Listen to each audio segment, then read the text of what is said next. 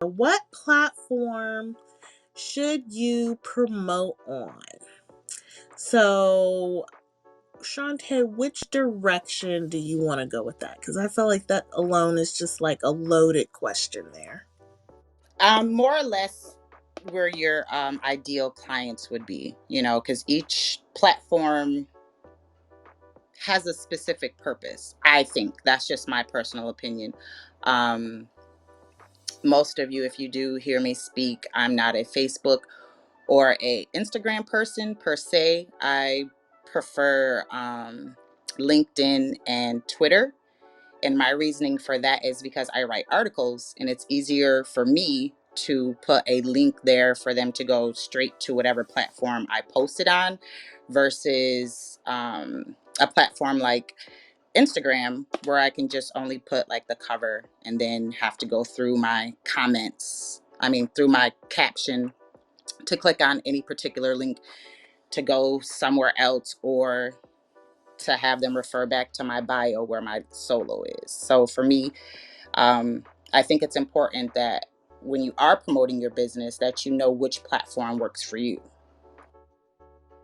You could still use the reels to your benefit, like if I put an article out, it's normally never going to be posted on Instagram. It's always going to most likely be on Twitter or what other platform that I post on. However, I will put a reel of that post on Instagram and put the link to that article there. That way it's easier access and they can just click on the link. And that way you could have your ideal client, if that's what you're choosing, on Instagram, but you could also pull them to another platform by having them click onto that link and see what other things that you have going on. I think you're completely right in actually everything you said. I think it is important for you to know where your ideal client is and where they hang out.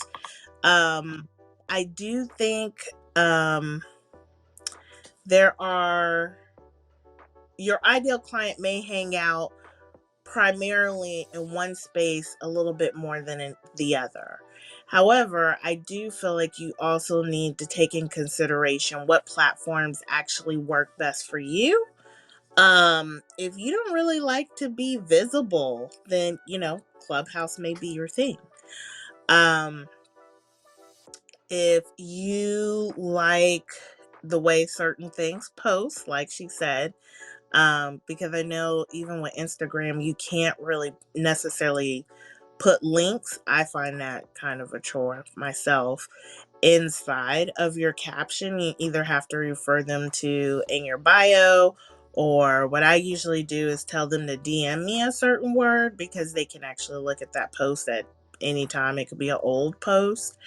Um, so those are some obstacles and some things to think about as well. Like I really think regardless, people want to see your face.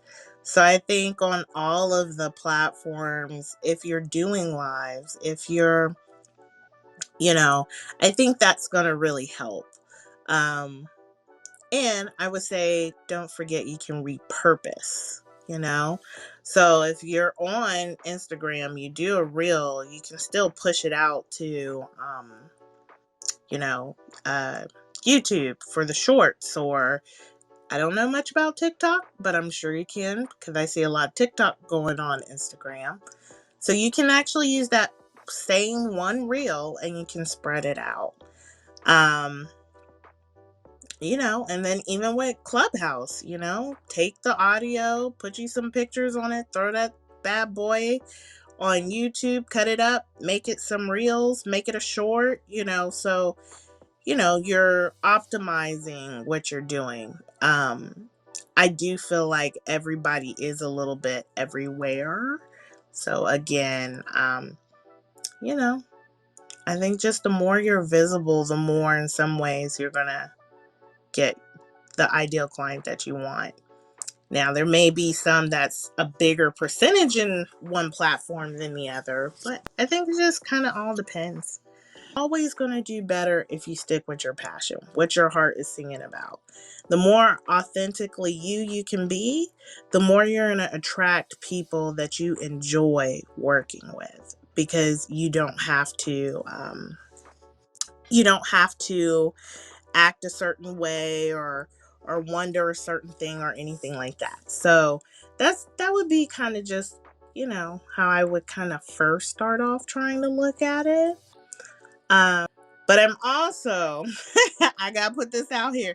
I'm also about my coins. So I'm gonna tell you this too. Don't get so distracted in having a niche that it is keeping you from going out there and putting yourself out there. Because what can happen is you just may run into your dream client while you're putting yourself out there and you didn't have clarity. And then guess what? Now you want 15 more people just like this one. So might as well get paid while you're figuring stuff out. Because in the long run, we always have to market ourselves. Even if you're booked out, you need to market yourself, because you're not necessarily going to get someone right away all the time. But when the time is right, you still want to have people knocking at your door, or people to put on a waiting list, or people who's willing to wait until you're ready to take them on. So you don't want to have to keep starting over. The idea is not to hustle all the time. The idea is to have, people who's really just waiting for you or ready for you when you are, or you have a steady, consistent stream. So you do have to market yourself. A lot of people, especially in the virtual assistant space, I find forget that clients don't have to be online. You have uh, events that happen locally, networking events. So I would try those. But not only that, I would also just reach out to my local brick and mortars. I know, like, I'm in Kentucky, and Kentucky is just not as advanced as like California or some of these other states. And I have a speak. I'm speaking tomorrow actually at our Small Business Alliance. So you probably have a group as well where there's just the alliance of small businesses, your chamber of commerce.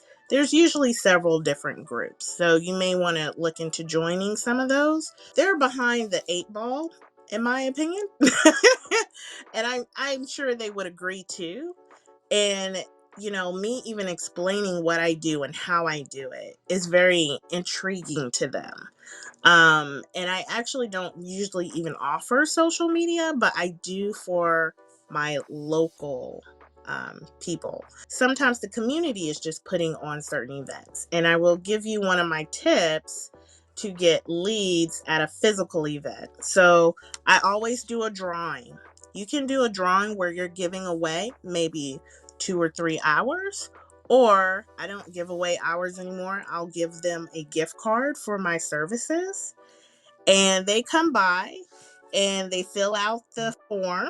I've explained what I do. They fill it out with their name, address, email, blah blah blah, and it's a drawing. At the end of the event, somebody's going to win either a few hours that you're going to donate, or they're going to win a gift card where they can actually sign up for your services, but you're still discounting it because you're giving them the gift card that they won.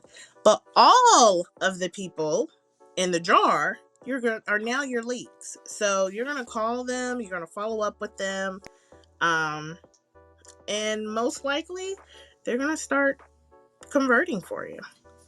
So that's one of the things I do in a physical atmosphere.